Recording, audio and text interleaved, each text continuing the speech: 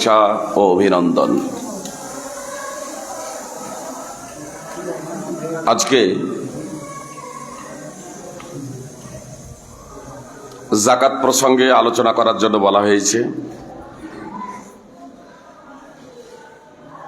যাকাতুল আমওয়াল এবং যাকাতুল ফিতর,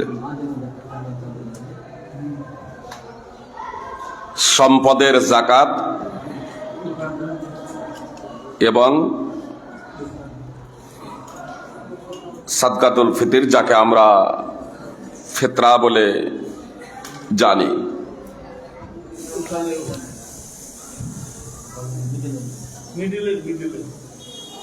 ইফতারের সময়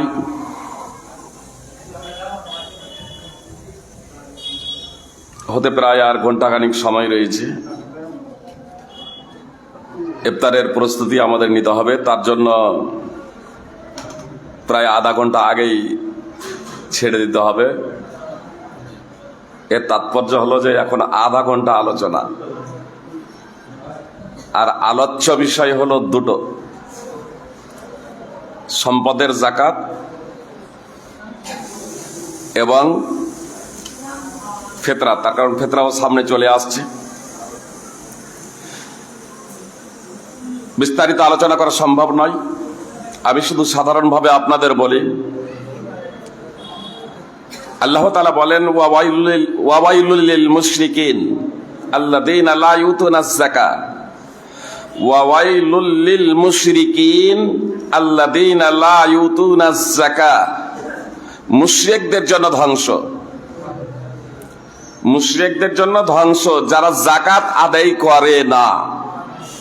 ওয়াহুম বিল আখিরাতি হুম কাফিরুন। মূলত তারাই আখিরাতকে অস্বীকারী। সূরা ফুসসিলাতের 6 নম্বর আয়াতের শেষাংশ এবং 7 নম্বর আয়াত। অত্র আয়াতে আল্লাহ তাআলা মুশরিক, কাফের, নাস্তিক, এক কথায় অমুসলিমদের গুণাবলী ও বৈশিষ্ট্য বর্ণনা করেছেন যে তারা যাকাত আদায় করে না। এর তাৎপর্য হলো যে যারা মুসলমান তারা যাকাত আদায় করে, তারা যাকাত আদায় করবে। যারা ঈমানদার তারা যাকাত আদায় করবে। যারা যাকাত আদায় করে না তাদের ভয়ঙ্কর শাস্তির কথা আল্লাহ তাআলা পবিত্র কোরআনে একাধিক জায়গাতে উল্লেখ করেছেন। পবিত্র কোরআনের ভাষ্য বিভিন্ন ভাষায়, আমাদের মাতৃভাষায় হয়ে গেছে, আপনারা অধ্যয়ন করবেন। সূরা আলে ইমরান 3 নম্বর সূরার 180 নম্বর আয়াত তাফসীর সহ দ্রষ্টব্য, এবং সূরা তওবা 9 নম্বর সূরার 34-এর শেষাংশ এবং 35 নম্বর আয়াত তাফসীর সহ অবশ্যই আপনারা অধ্যয়ন করবেন। সময়ের প্রতি লক্ষ্য রেখে যাকাত আদায় না করলে তার যে ভয়ঙ্কর পরিণতি হবে, শাস্তি হবে, তার ব্যাখ্যা এবং বিশ্লেষণে আমি যাচ্ছি না। এই আয়াতগুলো যদি ব্যাখ্যা বিশ্লেষণ সহ যদি অধ্যয়ন করেন, তাহলে আপনার অন্তরে যদি ন্যূনতম ঈমান থেকে থাকে, তাহলে আপনি যাকাত আদায় করতে শুরু করে দেবেন ইনশাআল্লাহ। এ প্রসঙ্গে অত্যন্ত ভয়ঙ্কর হাদিস রয়েছে, বুখারী সহ বিভিন্ন হাদিস গ্রন্থে হাদিস রয়েছে। যারা যাকাত আদায় করে না, যাকাত সম্পদে ফরজ হয়ে যাওয়ার পরেও যারা যাকাত দেয় না, তাদের প্রসঙ্গে রাসূলুল্লাহ সাল্লাল্লাহু আলাইহি সাল্লাম বলেছেন যে টেকো মাথা বিশিষ্ট বিষধর সাপ গলায় পেঁচিয়ে ধরবে এবং মুখমণ্ডলের 2 পার্শ্ব কামড়ে ধরে বলতে থাকবে, আনা মালুকা আনা কানজুক, আমি তোমার সম্পদ, আমি তোমার জমাকৃত মাল, আমি তোমার পঞ্জীভূত সম্পদ।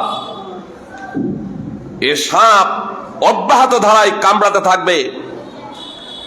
সহিহ বুখারী হাদিস নম্বর 1403। এবং সহিহ বুখারীর কিতাবুত তাফসীর হাদিস নম্বর 4565।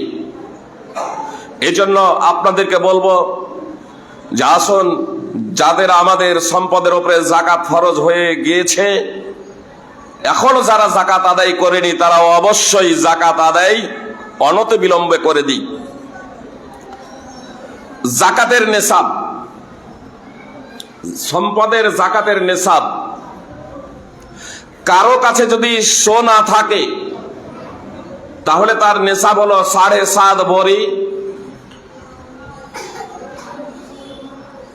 7.5 তোলা। বর্তমানে যার ওজন হলো 85 গ্রাম। 7.5 তোলা সমান 85 গ্রাম সোনা। এই 85 গ্রাম সোনাটা সদা সর্বদা লক্ষ্য রাখবেন, মূল্য কম বেশি হতে পারে। কারো কাছে যদি 85 গ্রাম সোনা বা 7.5 ভরি সোনা থেকে থাকে, আর একটা বৎসর যদি অতিবাহিত হয়, তাহলে প্রতি বছরই 2.5% হারে যাকাত তাকে বের করতে হবে।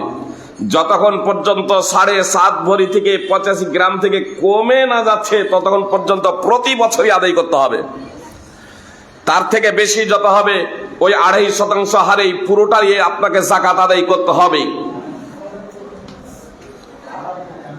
কোন মহিলার যদি 7.5 ভরি সোনা থাকে, যতদিন 7.5 ভরি সোনা থাকবে প্রতি বছরই, যে তার উপরে একটা বৎসর অতিবাহিত হয়ে যাওয়ার পরে, মানে আজকে কোনো মহিলা 7.5 ভরি সোনার গয়নার মালিক হলো, তো আগামী বৎসর যখন এই দিনটি আসবে, তখন তা থেকে 2.5% হারে তার উপরে যাকাত বের করা অপরিহার্য কর্তব্য।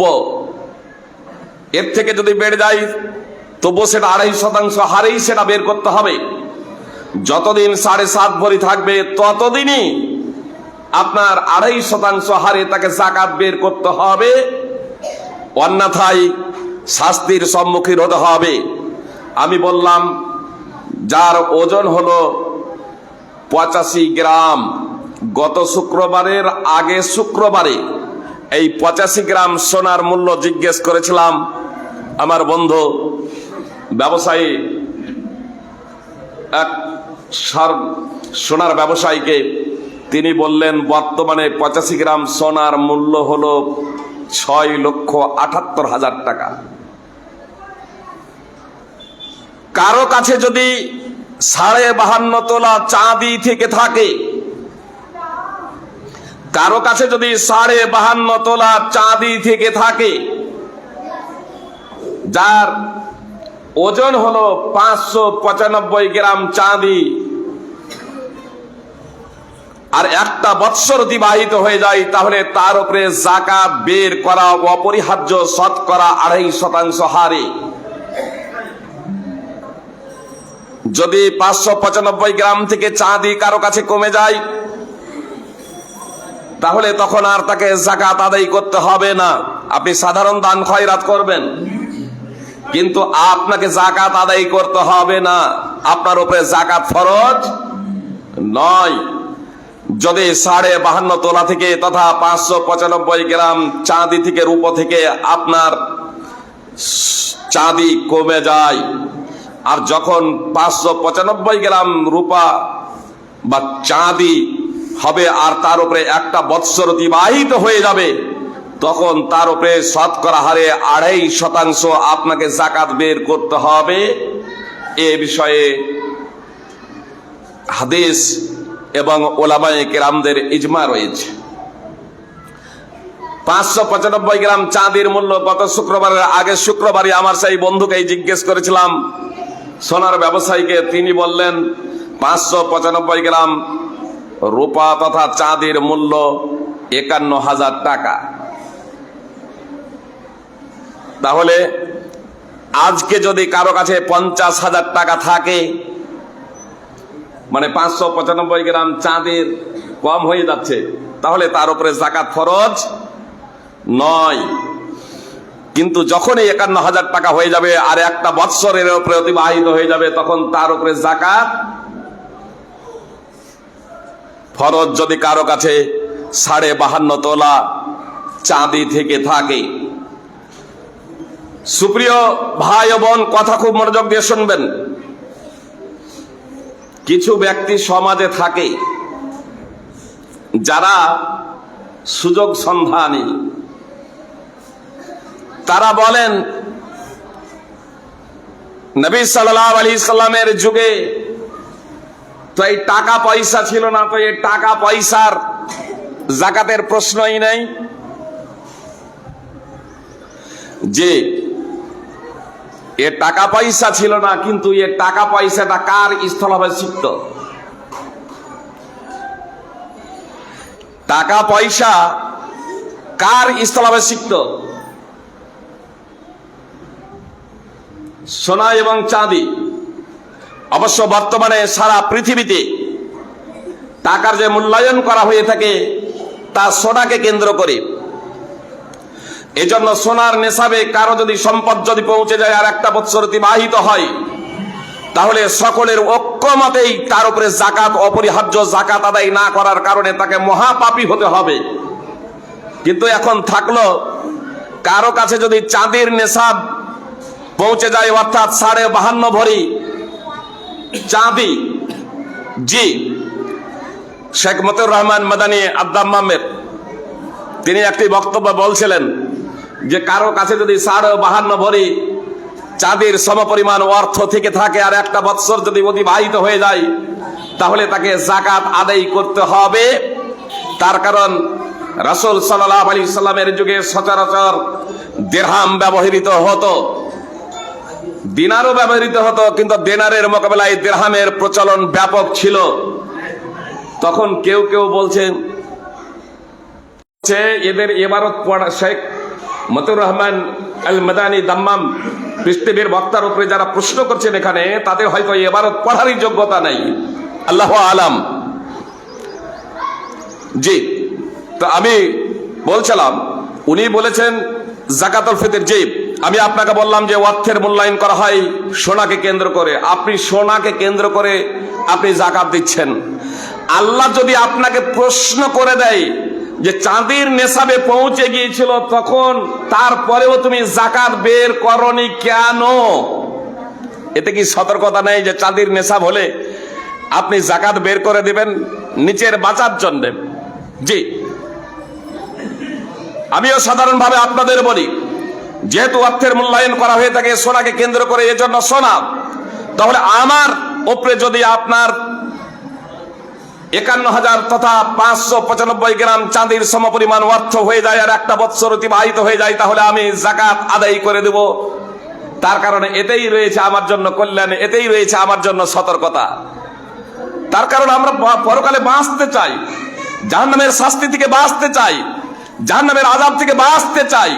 সুপ্রিয় ভাই এবং বোন, তাহলে নেশাব হচ্ছে আপনার সোনার হিসেবে 85 গ্রাম সোনা বা তার সমমূল্য অর্থ, আর চাঁদির হিসেবে 595 গ্রাম চাঁদি বা তার সমমূল্য অর্থ কারো কাছে যদি থেকে থাকে আর তার উপরে যদি একটা বছর অতিবাহিত হয়, তখন তার উপরে যাকাত শতকরা 2.5% হিসেবে ফরজ। সুপ্রিয় ভাই এবং বোন, কথা খুব মনোযোগ দিয়ে শুনবেন। মনে করুন কোন মায়ের কাছে, কোন বোনের কাছে 7 ভরি সোনা আছে বা 500 গ্রাম চাঁদি আছে গয়না, তাহলে কি এই দুটোকে মিলানো যাবে? যে দুটো আপনার আলাদা, সোনা আলাদা, চাঁদি আলাদা, ওর নেশাব আলাদা, এজন্য ও দুটাকে মিলানো যাবে না।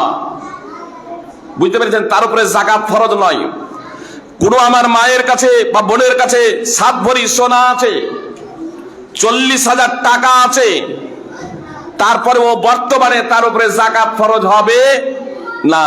কথা মনোযোগ দিয়ে শুনুন। কিন্তু আমার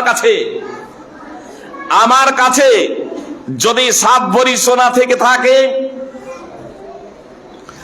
আর টাকা থেকে থাকে 40,000 টাকা, 50,000 টাকা আমার কাছে আছে, 7 ভরি সোনা আছে, তাহলে আমার উপরে কি যাকাত ফরজ হবে? আমার মা এবং বোনেদের উপরে যাকাত ফরজ ছিল না, তাদের গয়না ছিল, যে গয়নাও 7.5 ভরি হলে যাকাত ফরজ, তাদের উপরে ফরজ নয়। কিন্তু আমার কাছে যদি থেকে থাকে, কথা খুব মনোযোগ দিয়ে শুনুন, তাহলে আমার উপরে যাকাত ফরজ হয়ে যাবে। কেন? আমার এই সোনাটা অর্থের দিকে প্লাস হয়ে যাবে। কেন? আমার জন্য সোনা ব্যবহার করা হারাম, আমি তো গয়না হিসেবে সোনা ব্যবহার করতে পারি না। তাহলে সোনা এবং চাঁদি আমার সম্পদ হিসেবে আসবে, সম্পদ আমার সম্পদের সাথে প্লাস হয়ে তখন নেশাব পরিমাণ হয়ে যাবে, আর তখন তার উপরে যাকাত ফরজ হয়ে যাবে। এই বিষয়টা আপনাকে ভাবতে হবে। অনেক ভাই আছেন, কেউ বলছেন যে সোনা কিনে রেখে দিই, 7.5 ভরি সোনাতে তো যাকাত ফরজ, তো 7 ভরি সোনা কিনে রেখে দিলাম, যে তাহলে যাকাত ফরজ নয়। যে আপনার উপরে যাকাত ফরজ, আপনার উপরে যাকাত ফরজ, আপনার অর্থের সাথে এটা প্লাস হয়ে যাবে। ব্যাংকে আপনার টাকা আছে, সেই টাকা আপনার যাকাতে বের করতে হবে। কেউ কেউ বলে, আরে ব্যাংকে তো টাকা আছে, সেই টাকা কিভাবে, সেই টাকা তো ব্যাংকে আছে, সেই টাকার যাকাত আদায় করতে হবে না, যেটা হাতে ক্যাশ থাকবে সেটা আদায় করতে হবে। জি না, ব্যাংকে আপনার টাকা আছে, সেই টাকারও আপনাকে যাকাত আদায় করতে হবে নিসাব পরিমাণ হয়ে গেলে। হ্যাঁ, যাদের পিএফ, সরকারি যারা চাকরি করছেন, এই সরকারি চাকরি করতে গিয়ে আপনার পিএফ এর টাকা যেটা বাধ্যতামূলক ভাবে আপনার সরকার কেটে নেই, সেটার আপনাকে যাকাত আদায় করতে হবে না। তখন আদায় করবেন যখন আপনি হাতে পাবেন, তখন হিসাব করে 1 বছরের যাকাত আদায় করে দেবেন। তার কারণ ওটা আপনার হাতে নেই, ওটা আপনার হাতে নেই। কিন্তু ব্যাংকে আপনার টাকা আছে, এটা আপনার হাতে, আপনি যখন ইচ্ছা তখন আপনি উঠাতে পারেন। এজন্য এটার আপনাকে টাকা আদায়, যাকাত আপনাকে আদায় করতে হবে। সুপ্রিয় ভাই ও বোন, যদি তারপরেও এই যাকাত প্রসঙ্গে আপনাদের কিছু জিজ্ঞাসা করার থাকে, তাহলে আপনারা জিজ্ঞাসা করতে পারেন। যেহেতু সামনেই চলে আসছে আমাদের যাকাতুল ফিতর, এজন্য এই যাকাতুল ফিতর প্রসঙ্গেও কয়েকটি কথা আপনাদের সামনে আলোচনা করব। কথাটা একটু মনোযোগ দিয়ে শুনবেন। যাকাতুল ফিতর 1 সা খাদ্য ফরজ।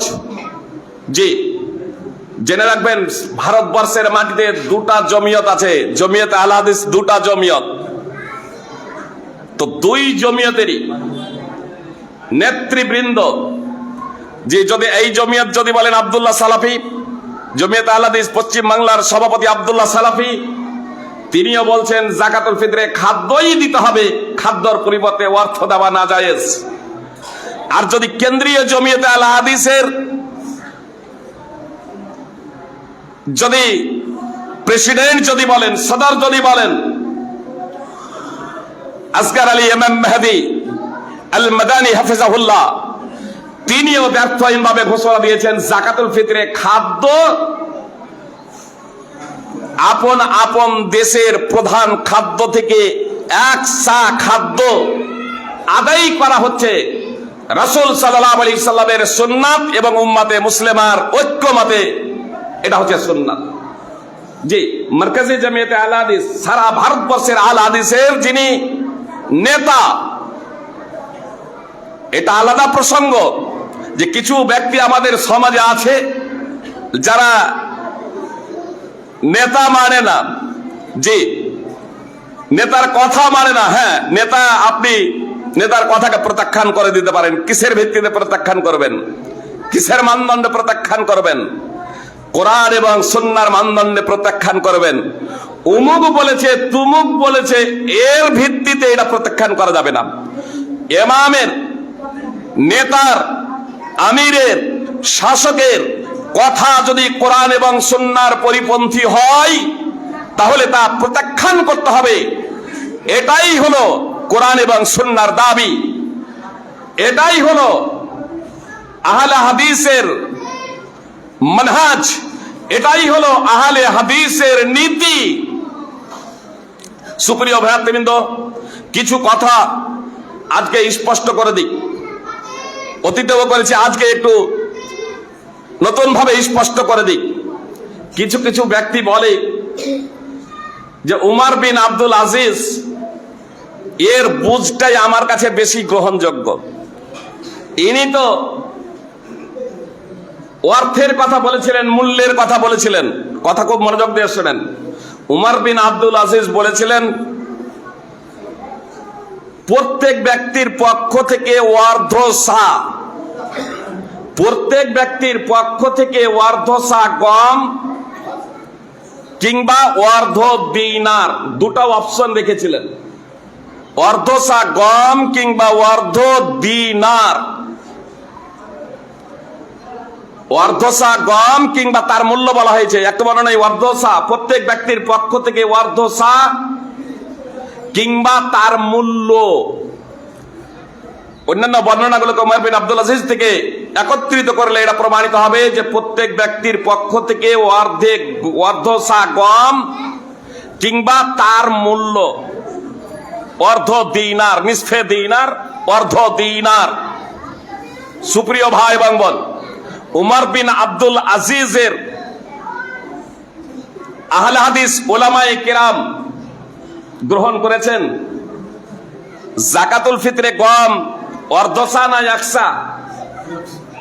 আহলে হাদিস উলামারা এটা গ্রহণ করেছেন অর্ধসা না একসা। কি বলছেন? আজকে কি এই আহলে হাদিস যারা টাকার ফতোয়া বলে চিৎকার করছে তারা গ্রহণ করেছে?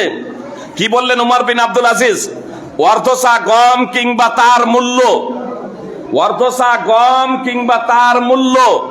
সুপ্রিয় ভাই এবং বোন, অর্ধ সা, আমাদের দেশে সা প্রচলিত আছে 2.5 কিলো, কিন্তু সাটা হলো একটা পাত্র। কথা খুব মনোযোগ দিয়ে শুনুন, সব কিলো সমান ধরে না। যেমন চাল, চালও বিভিন্ন ধরনের আর বিভিন্ন রয়েছে। তাহলে চাল যেমন প্রায় 3.25 কিলো, 1 সা চাল সমান প্রায় 3.25 কিলো। সা আছে বর্তমানে, আপনারা মেপে দেখবেন, প্রায় 3.25 কিলো 1 সা চালের ক্ষেত্রে এটা বললাম।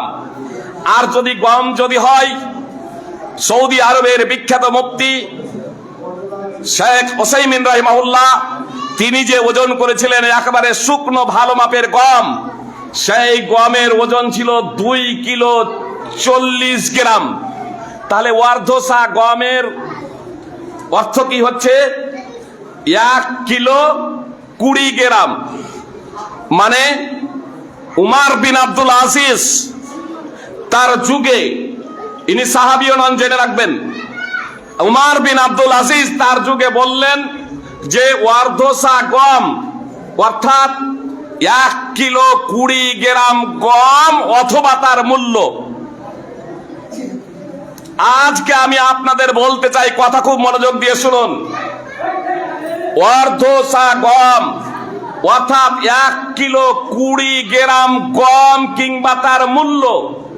যদি অর্ধ সা গম, তাহলে গম যারা দিবেন, খাদ্য দেবেন, অর্ধ সা গম দেবেন। তো সমস্ত আহলে হাদিস তার বিরোধিতা করছেন যে না, এটা চলবে না, উমর বিন আব্দুল আজিজের ফতোয়া গ্রহণ করা যাবে না। ফের তার টাকা, ফের অর্ধ সা গম বা তার মূল্য।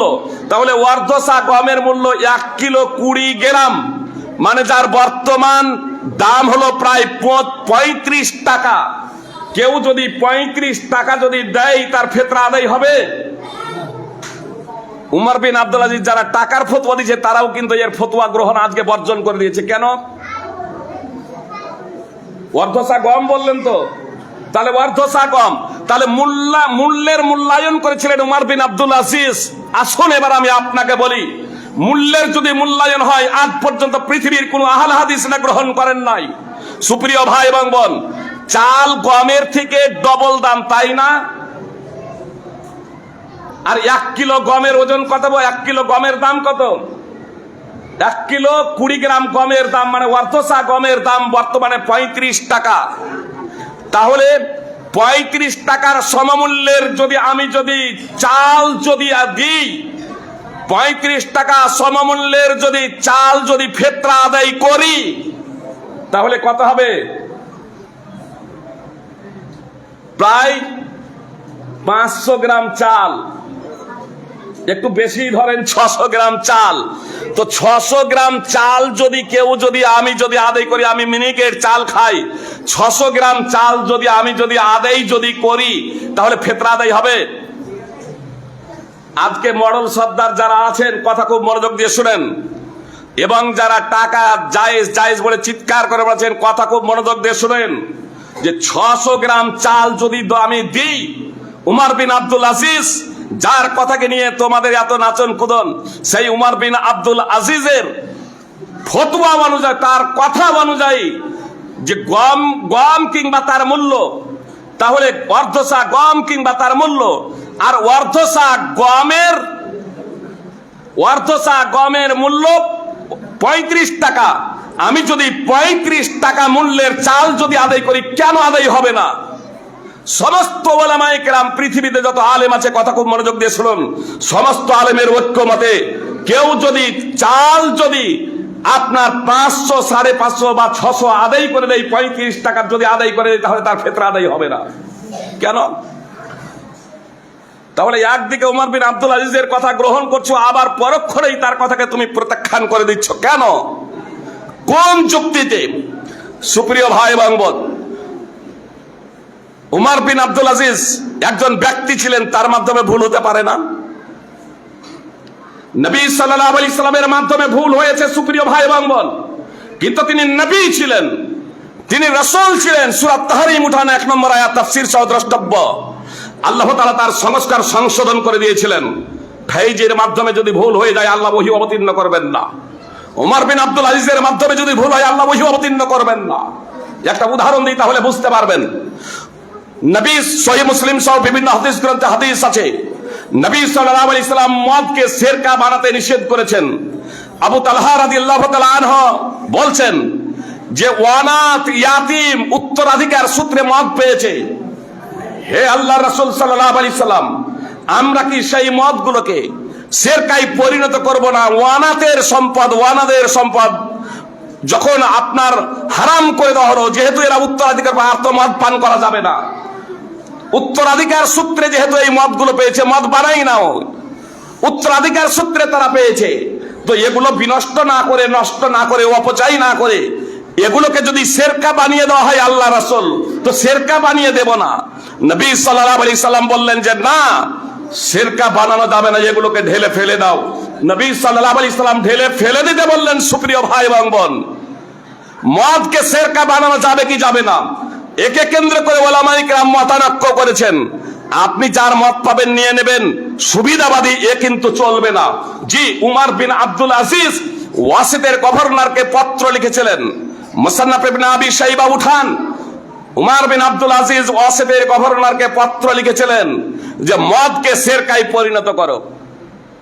ইমাম আবু হানিফা রাহিমাহুল্লাহ তিনিও এরই পক্ষে যে মদকে সিরকায় পরিণত করা যাবে। তবে ইমাম শাফি রাহিমাহুল্লাহ বলছেন যে না, মদকে সিরকায় পরিণত করা যাবে না।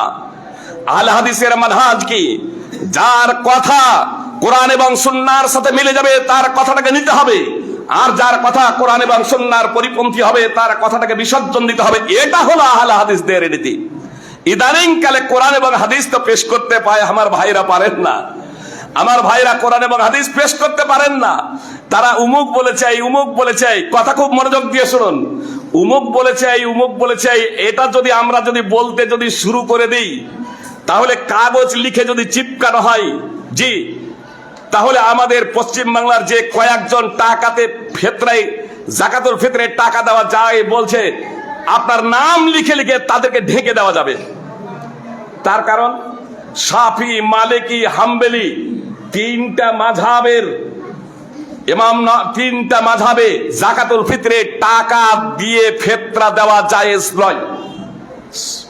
জি, তিনটা মাযহাবে টাকা দিয়ে ফিতরা আদায় করা জায়েজ নয়। এ কথাই বলেছেন ইমাম শাফি, ইমাম মালিক, আহমদ ইবনে হাম্বল রাহিমাহুল্লাহ। সব থেকে বেশি হাদিস মুখস্থকারী ছিলেন ইমাম আহমদ ইবনে হাম্বল রাহিমাহুল্লাহ। সবাই এ বিষয়ে একমত যে ইমাম আহমদ ইবনে হাম্বল রাহিমাহুল্লাহ 10 লক্ষ হাদিসের হাফেজ ছিলেন। তো ইমাম আহমদ ইবনে হাম্বল তিনিও বলছেন খাদ্যের পরিবর্তে টাকা পয়সা দেওয়া না জায়েজ। ইদানিং কালে কেউ কেউ বলতে শুরু করেছেন সনদবিহীন ভাবে যে ইমাম বুখারী যাকাতুল ফিতরে টাকা দেওয়ার কথা বলেছেন। যে আমি বলছি ইমাম বুখারী যাকাতুল ফিতরে টাকা দেওয়ার ব্যাপারে বলেছে, উমুক বলেছে, তুমুক বলেছে, এটা নয়। ইমাম বুখারী কোথায় বলেছেন সনদ সহ পেশ করুন। ইমাম বুখারী থেকে ফিতরায় টাকা দেওয়ার ব্যাপারে কোনো প্রমাণই নেই, বরং স্পষ্টভাবে খাদ্যের কথা উল্লেখ করেছেন। হাদিসও উল্লেখ করেছেন এবং খাদ্যের কথা উল্লেখ করেছেন।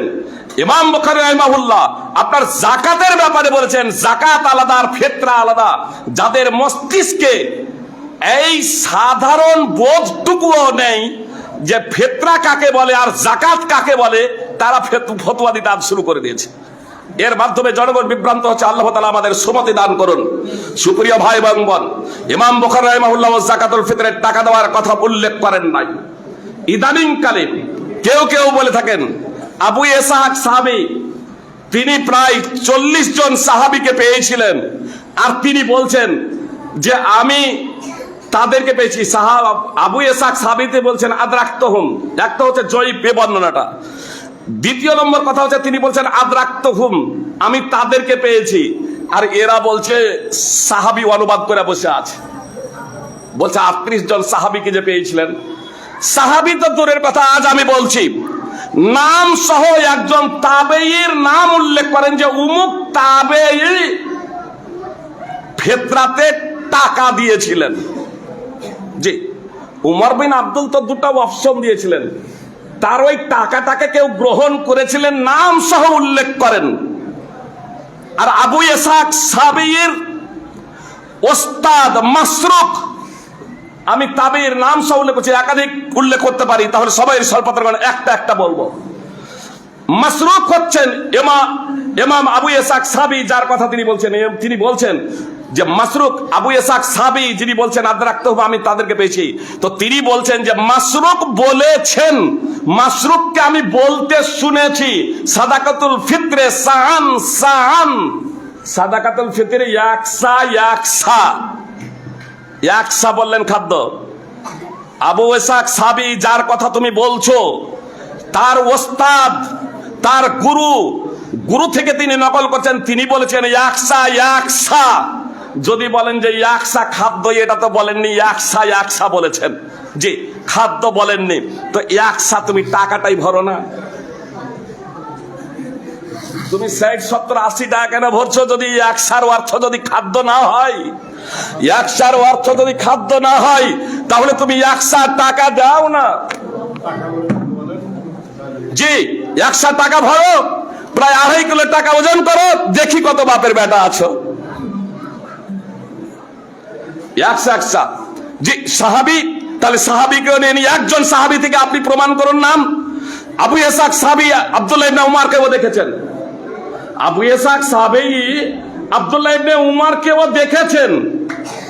তা আব্দুল্লাহ ইবনে উমর আজীবন খাদ্য দিয়ে ফিতরা আদায় করেছেন, আজীবন। সহিহ বুখারীর হাদিস অধ্যয়ন করুন।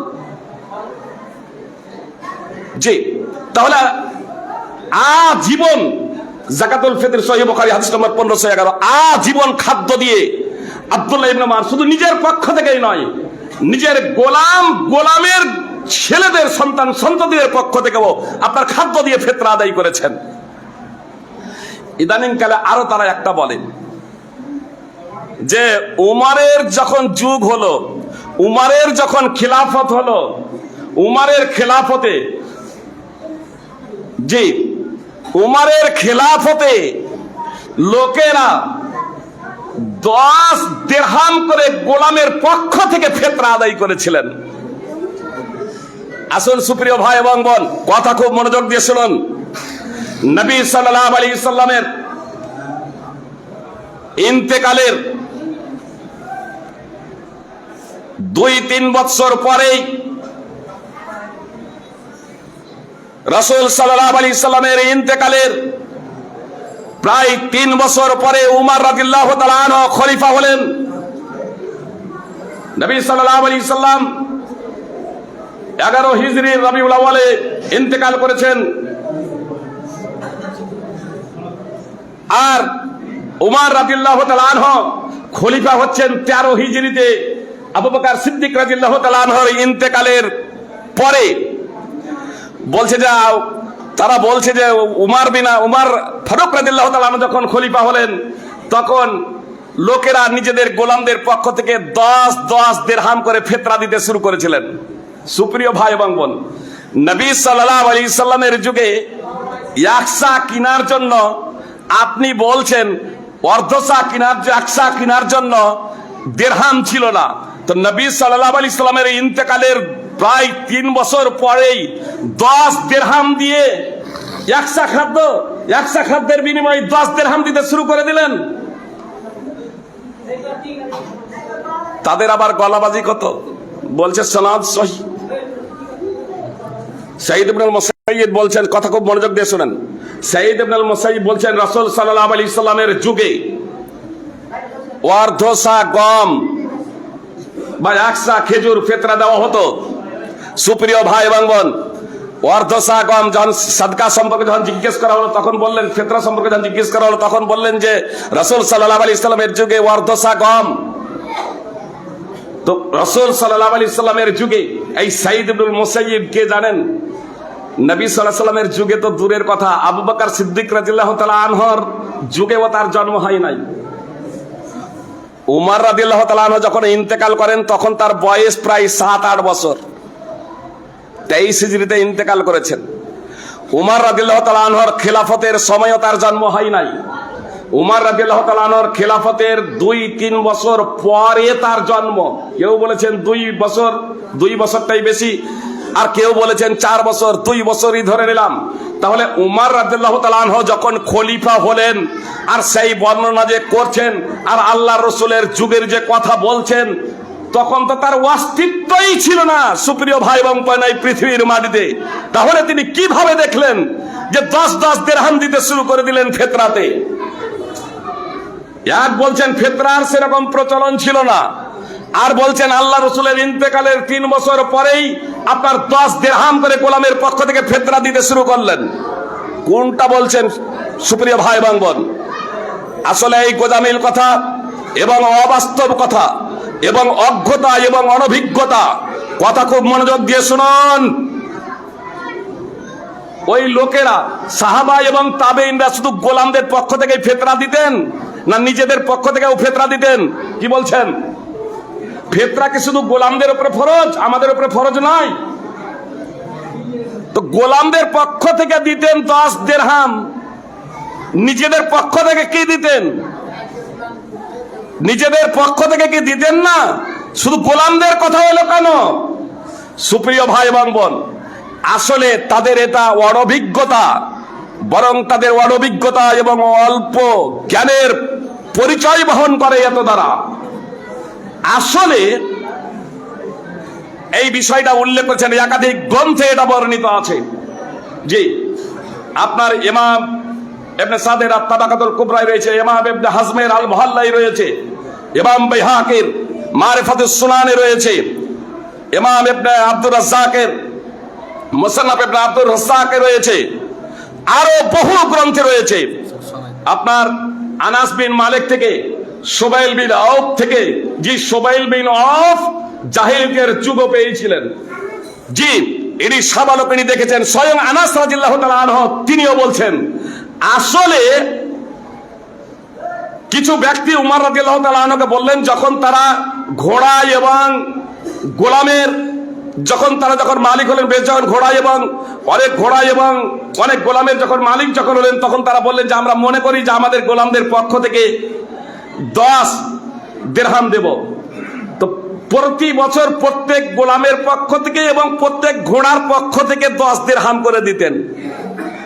ঘোড়ার পক্ষ থেকেও ফিতরা আদায় করতে হয় নাকি? যে ঘোড়ার পক্ষ থেকেও ফিতরা, আল্লাহ সুমতি দান করুক। সুপ্রিয় ভাতৃবৃন্দ, আসলে আর এগুলোকে কিছু লিখে দিলাম জনগণ, এই তো তাহলে সাহাবীদের যুগ থেকে এরকম পাওয়া যায়। আর এজন্যই ওরাও জানে তাদের দুর্বলতা, আর এজন্যই কেউ যখন তাদেরকে বলে যে আচ্ছা একবার আলোচনায় বসেন, সমস্যার সমাধান হয়ে যাবে, তখন ওরা এদিক ওদিক ঝাঁকতে শুরু করে দেয়, বলছে বসবো না। একদা তারাই বলছিল যে ফাইজি সাহেবের সাথে আলোচনা করার জন্য এই পশ্চিম বাংলার আলেমদের দিয়ে হবে না, বাইরে থেকে আলেম নিয়ে আসতে হবে। যে চাঁদা, তার জন্য বলে হলো চাঁদা। যে আরে ভারতবর্ষ থেকেও তো আলেম আসে, সৌদি আরব থেকেও আলেম আসে, তারপরে এখন পর্যন্ত তোমাদের চাঁদাই সংগ্রহ হয়নি। আসলে তারা জানে যে তারা ভুলের উপরে আছে, অথচ কিছু মানুষ শুধু হাড়ধর্মী এবং জিদ। সুপ্রিয় ভাই এবং বোন, টাইম অবশ্য শেষ হয়ে গেছে, শুধু একটা কথা বলে দিই। তারাই বলছে যে চালের কথা তাহলে কোথায় আছে? জি, তোমরাই তো বলছো যে আপনি আব্বাস রাদিয়াল্লাহু তাআলা আনহু যে বলছেন রাসূল সাল্লাল্লাহু আলাইহি সাল্লাম ফরজ করেছেন যাকাতুল ফিতরকে তুহরাতাল লিসাইবি মিনাল লাগবি ওয়ার রাফাস ওয়া তুমাতাল লিল মাসাকিন। তো এই ওয়া তুমাতা শুধু তুমাত শুধু খাদ্য নয়, এটা সম্পদ। তো কতটা সম্পদ যদি হয়, তা আমরা তো শুধু চাল বলেছি, মানে আপন আপন দেশের প্রধান খাদ্য। আর আমরা বাংলায় বসবাস করি, আর বাংলার প্রধান খাদ্য হচ্ছে চাল এবং গম, এজন্য আমি চাল বলেছি। আরে তোমরা যারা চালকে প্রত্যাখ্যান করছিলে, তোমরা তো আরো সম্পদ টাকা পয়সাও নিয়ে চলে এলে, কিন্তু কতটা দিবে এখানে বলা হয় নাই। তো আসুন, তুমি যদি টাকা পয়সায় নাও, আমি যেমন চাল নিলাম খাদ্য প্রধান বলে, আদ্দু সাম মিন তুআম ফিল ফিতর, সহিহুল জামে হাদিস নম্বর 242, নবী সাল্লাল্লাহু আলাইহি সাল্লাম বললেন একসা খাদ্য দাও। আর তোমার নিকটে তুমা যখন আপনার সম্পদ, তাহলে আমি যেমন একসা চাল দিচ্ছি, তুমিও আজ পর্যন্ত সমস্ত আহলে হাদিস আপন আপন খাদ্য প্রধান দেশের প্রধান খাদ্য হিসেবে চালকে গ্রহণ করে এসেছে। জি, আপন আপন দেশে আমাদের বিশেষ করে বাঙালি ওলামায়ে কেরাম, ভারতবর্ষের ওলামায়ে কেরাম, আর তোমরাও। আর তারপরে যখন তোমরা সম্পদ টাকা পয়সাও বলছো, তো একসা টাকা পয়সা দাও না, তখন 50 আর 100 টাকা কেন? যখন এটাও যখন সম্পদ, আল্লাহ রাসূল সাল্লাল্লাহু আলাইহি সাল্লাম তো 50 আর 100 টাকা বলেন নাই। বিস্তারিত আলোচনা করার সময় নেই, শুধু একটা কথা বলি সুপ্রিয় ভাই বোন, সহিহ বুখারী মুসলিম সহ বিভিন্ন হাদিস গ্রন্থে আছে, নবী সাল্লাল্লাহু আলাইহি সাল্লামের যুগে অন্যান্য খাদ্য তো খাদ্য, আপনার খেজুরও বিভিন্ন ধরনের ছিল। যেমন আজকে চাল বিভিন্ন ধরনের আছে না নেই? কতটা চাল, কতগুলো চালের রেট 40 টাকা, 50 টাকা, 60 টাকা, 70 টাকা, 100 টাকা, 150 টাকা, বিভিন্ন ধরনের চাল আছে না নেই? অনুরূপ ভাবে রাসূল সাল্লাল্লাহু আলাইহি সাল্লামের যুগে খেজুরও বিভিন্ন কোয়ালিটির ছিল। 2 সা খেজুর দিয়ে 1 সা খেজুর নেওয়া হতো, 2 সা খেজুর দিয়ে 1 সা খেজুর। তাহলে খেজুরের মূল্য তারতম্য ছিল না? ছিল না? সাহাবায়ে কেরাম একদা 2 সা খেজুরের বিনিময়ে 1 সা খেজুর, ভালো ভালো খেজুর নিয়ে এলেন। আল্লাহ নবী সাল্লাল্লাহু আলাইহি সাল্লামকে যখন দেওয়া হলো, আল্লাহ নবী সাল্লাল্লাহু আলাইহি সাল্লাম বললেন, খাইবারের সমস্ত খেজুর কি এই ধরনেরই? তো সাহাবায়ে কেরাম বললেন যে না আল্লাহ রাসূল, আসলে 2 সা খেজুরের বিনিময়ে 1 সা খেজুর নিয়েছে। নবী সাল্লাল্লাহু আলাইহি সাল্লাম বললেন এটা চলবে না, এটা হলো সুদ। তুমি ওই 2 সাকে বিক্রি করে দিবে, বিক্রি করে দিয়ে 1 সা খরিদ করবে, ক্রয় করবে দিরহামের বিনিময়ে। দিরহামের বিনিময়ে সহিহ বুখারী হাদিস নম্বর 2200। সুপ্রিয় ভাই বোন, যদি 1 সা খেজুর যদি একটা দিরহামে পাওয়াই না যেত, তাহলে রাসূল সাল্লাল্লাহু আলাইহি সাল্লাম কেন বললেন যে 2 সা 1 সা তোমরা যে খেজুর দিয়ে কিনছো, ওই খেজুর দিয়ে নয় দিরহাম দিয়ে কিনো, এটাকে বিক্রি করো, যেটা নরমাল বিক্রি করে দিয়ে ভালোকে দিরহাম দিয়ে মূল্য দিয়ে ক্রয় করো। জি, নবী সাল্লাল্লাহু আলাইহি সাল্লামের যুগে ও নিসফে দিরহাম ছিল। সহিহুল জামে হাদিস নম্বর 3424। এবং হাসান রাদিয়াল্লাহু তাআলা আনহু প্রত্যেক দিন অর্ধ দিরহাম, প্রত্যেক দিন অর্ধ দিরহামের বিনিময়ে গোশত ক্রয় করতেন, অর্ধ দিরহামের বিনিময়ে। নবী সাল্লাল্লাহু আলাইহি সাল্লামের যুগে মনে হয় দিনার বলে দিয়েছি, আসলে দিনার হবে না, দিরহাম, নিসফে দিরহাম রাসূল সাল্লাল্লাহু আলাইহি সাল্লামের যুগে ছিল। সহিহুল জামে হাদিস নম্বর 3424। আল্লাহ তাআলা আমাদের প্রত্যেকে আপন আপন দেশের প্রধান খাদ্য অনুযায়ী ফিতরা আদায় করার তৌফিক দান করেন, আমিন। আল্লাহ তাআলা আমাদের রোজা এবং যাকাতুল ফিতরকে যাতে কবুল করেন, আমরা যাতে মুহাম্মদ সাল্লাল্লাহু আলাইহি সাল্লামের পদ্ধতি অনুযায়ী নামাজ, রোজা, হজ, যাকাত, আমাদের আচার ব্যবহার, কৃষ্টি কালচার এবং সমস্ত আপনার উঠা বসা, চলাফেরা, ব্যবসা বাণিজ্য সবকিছু যাতে মুহাম্মদ সাল্লাল্লাহু আলাইহি সাল্লামের সিস্টেম পদ্ধতি তথা কোরআন এবং সুন্নাহকে ফলো করে আমরা চলতে পারি, তার জন্য আল্লাহ তাআলার কাছে তৌফিক কামনা করি। আমরা সবাই প্রচেষ্টা করব পবিত্র কোরআন এবং সুন্নাহ অনুযায়ী জীবনযাপন করার। বেলাল রাদিয়াল্লাহু তাআলা আমাকে সাহরির আযান দিয়েছেন। বলতে গেলে তো এটাই বলবো, আর আমার এই আলোচ্য বিষয় শেষ হয়নি। আলোচ্য বিষয়কে বাদ দেন, আলোচ্য বিষয়কে কেন্দ্র করে কারো প্রশ্ন থাকলে আমি জবাব দেব। আলোচ্য বিষয়কে কেন্দ্র করে, যাকাত এবং যাকাতুল ফিতরকে কেন্দ্র করে কারো যদি প্রশ্ন থাকে, জিজ্ঞাসা থাকে, তাহলে জবাব দেবো। আউট, যেহেতু এটাতে আউট আছে, আমি তো আমার বক্তব্যকেই আপনার শর্ট করলাম টাইমকে সামনে রেখে, এজন্য এটার আজকে জবাব দেবো না আমি। যে আপনার দুটো জিনিস, যদি মালের জাকাত লাগবে কিনা, মালের জাকাত লাগবে কিনা। নেশাব আমি বলে দিয়েছি, সোনার হিসেবে 85 গ্রাম সোনা বা তার সমপরিমাণ অর্থ, চাঁদির হিসেবে 595 গ্রাম চাঁদি বা তার সমপরিমাণ অর্থ এবং 1 বছর অতিবাহিত হওয়া। এখন বিষয়টা হলো, আমি একজন ব্যবসায়ী, আমার কাছে সম্পদ আছে, তো এই সম্পদেরও কি আমাকে জাকাত বের করতে হবে? যে নেশাব পরিমাণ হয়ে যাওয়ার পর আমার যেহেতু এটা ব্যবসার সম্পদ, এই ব্যবসার সম্পদের আমাকে হিসাব করে জাকাত আমাকে বের করতে হবে। অর্থ এবং সম্পদ দুটাই প্লাস হবে। উদাহরণস্বরূপ, আমি জমি চাষাবাদের জন্য, আমার জমি আছে চাষাবাদের জন্য, সেই জমির আপনাকে জাকাত লাগবে না। জমি থেকে যে ফসল উৎপন্ন হবে নেশাব পরিমাণ হলে আপনাকে ওসুর বের করতে হবে।